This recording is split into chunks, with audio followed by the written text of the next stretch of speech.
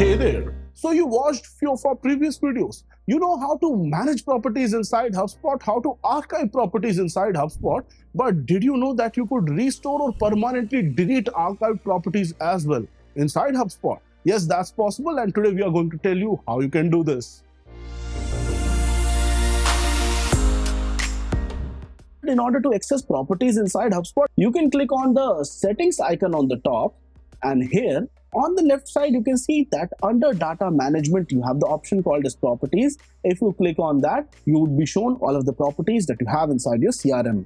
Now you can also restore and permanently delete archived properties inside HubSpot. This is something which can come in handy if you want to completely remove a property from your system. Click on the archive properties button, and here select the property that you want to delete. Then you can click on delete.